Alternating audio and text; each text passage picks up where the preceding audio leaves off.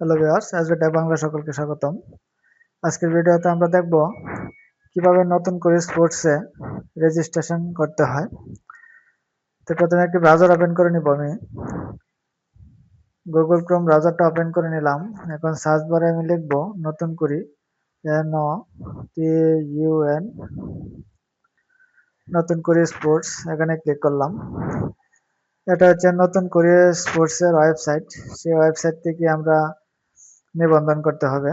তৃণমূলের প্রতিভা থেকে আগামী চ্যাম্পিয়ন 10 থেকে 14 বছর বয়সী শিশু কিশোরদের সুপ্ত ক্রীড়া প্রতিভা অন্বেষণ করছি। শুধু দাবার ক্ষেত্রে 8 থেকে 14 বছর বয়সীরাও অংশ নিতে পারবে। এখানে রয়েছে নিবন্ধন করুন, আবেদনের অবস্থা, সার্টিফিকেট, খেলার সময়সূচি। এখানে নিবন্ধন করুনে ক্লিক করলাম।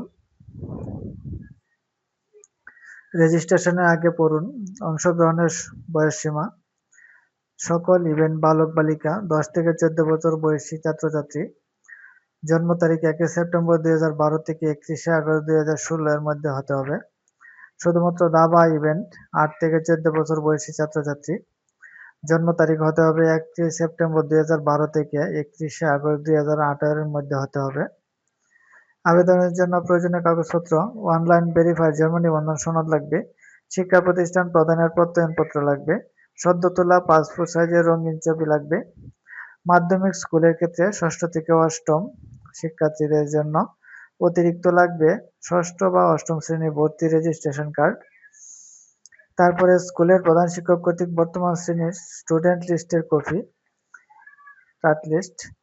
প্রাথমিক স্কুলের ক্ষেত্রে সর্বশেষ বার্ষিক পরীক্ষার ফলাফলের সত্যায়িত কপি, প্রধান শিক্ষক কর্তৃক ক্লাস ও বয়স সম্পর্কিত প্রত্যয়নপত্র। রেজিস্ট্রেশনের সময়সীমা 1 জুলাই থেকে 31 আগস্ট পর্যন্ত চলবে। রেজিস্ট্রেশন কার্যক্রম চলমান রয়েছে, 31 আগস্ট পর্যন্ত চলবে। এর ভিতরে এই কাজ সম্পন্ন করতে হবে। এখানে বুঝেছি, এগিয়ে যান, এখানে ক্লিক করতে হবে। এটা হচ্ছে নতুন করে স্পোর্টস 2027 অনলাইন ফর্ম নির্দেশিকা। এখানে নির্দেশিকাটা দেখে নিতে পারেন। এখানে রয়েছে ব্যক্তিগত যোগাযোগ। খেলোয়াড়ের নাম বাংলা এখানে লিখতে হবে, ফুল নেম ইংরেজিতে লিখতে হবে জন্ম নিবন্ধন অনুসারে। জন্ম নিবন্ধন নম্বরটা এখানে বসাতে হবে। তারপরে জন্ম তারিখ বসাতে হবে, বছর, মাস, দিন সিলেক্ট করে দিতে হবে। লিঙ্গটা সিলেক্ট করতে হবে, কিশোর হলে কিশোর, কিশোরী হলে কিশোরী। পিতার নাম বাংলায় লিখতে হবে, মাতার নাম বাংলায়, ইংরেজিতে লিখলেও চলবে। এখানে সাধারণ খেলার জন্য বয়স 12 থেকে 14 বছর বয়স। জন্ম 1 সেপ্টেম্বর 2012 থেকে 31 আগস্ট 2016। দাবা খেলায় অংশগ্রহণ করতে চাইলে 8 বছর বয়স থেকে অংশ নেওয়া যাবে। জন্ম 1 সেপ্টেম্বর 2012 থেকে 31 আগস্ট 2018। তারপরে স্ক্রল করে একটু নিচে যাবো। এখানে আছে ছবি আপলোড করুন। এখানে ছবি একটি আপলোড করতে হবে। তারপরে অভিভাবকের নাম দিতে হবে। এখানে অভিভাবকের এনআইডি নাম্বারটা দিতে হবে, মোবাইল নম্বর দিতে হবে। মোবাইল নম্বরটা সঠিকভাবে দিতে হবে, মোবাইল নম্বরে মেসেজ আসবে। তারপরে শিক্ষা প্রতিষ্ঠান ও প্রয়োজনীয় কাগজপত্র, শিক্ষা প্রতিষ্ঠানের নামটা এখানে লিখতে হবে। তারপরে শ্রেণীটা সিলেক্ট করতে হবে, কোন শ্রেণীতে পড়া হয়।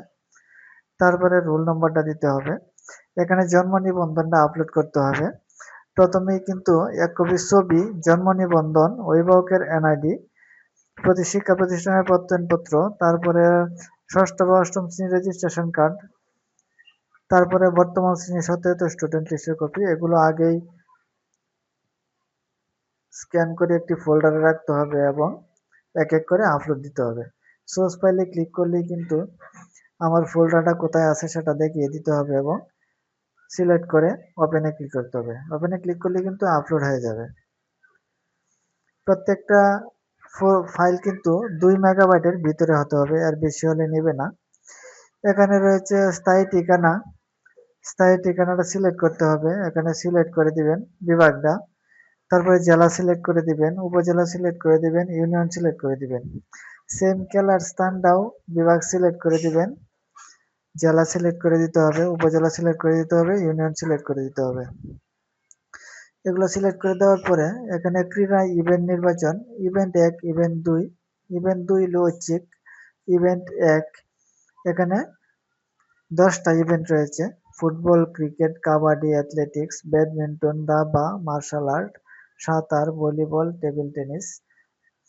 10টার মধ্য থেকে কিন্তু এখানে সিলেক্ট করতে হবে। আমি যদি ফুটবল সিলেক্ট করি, ফুটবল কিন্তু একটাই।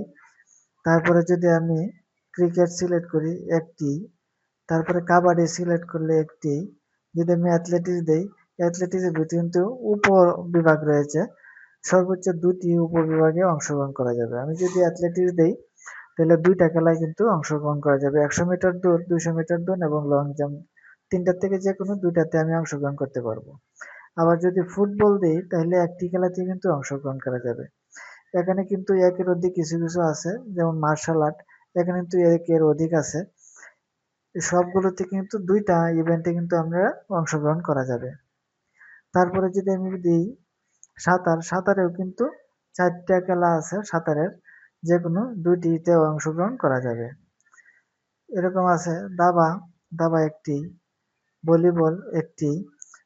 এখানে যদি আমি ফুটবল যদি অ্যাথলেটিক্স দেই, আমি 2টা সিলেক্ট করলাম, 3টা কিন্তু সিলেক্ট করা যাবে না। 2টা সিলেক্ট করলাম এখানে ইভেন্ট 2।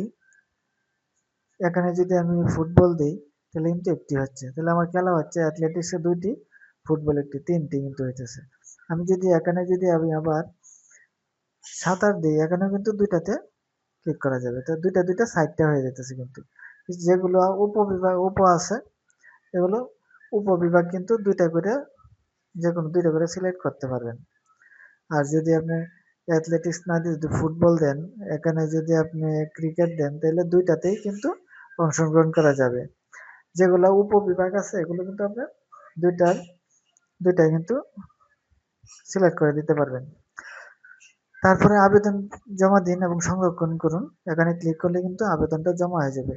আমাকে কিন্তু একজন মেসেজ করে বলছে যে আবেদন জমা দেওয়ার পরে করণীয় কি। আবেদন জমা দেওয়ার পরে কোনো কাজ নেই। আপনাদের মোবাইলে তো মেসেজ যাবে এবং এখানে আবেদনের অবস্থানটা জানতে পারবেন। এখানে ক্লিক করলে কিন্তু আবেদনের অবস্থানটা জানতে পারবেন। রেজিস্ট্রেশন, জন্ম নিবন্ধন অথবা মোবাইল নাম্বার দিয়ে সার্চ করলে কিন্তু আবেদনের অবস্থানটা আপনারা কিন্তু জানতে পারবেন। এবং খেলার সময়সূচি, এখানে ক্লিক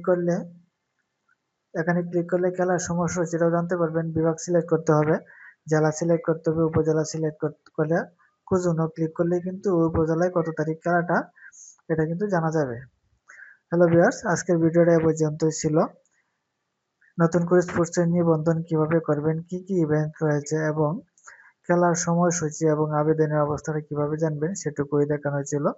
আমার চ্যানেলে যদি নতুন হয়ে থাকেন, চ্যানেলটা সাবস্ক্রাইব করে রাখবেন, যাতে পরবর্তী ভিডিও আপলোডের সাথে হাতে নোটিফিকেশন পেয়ে যান।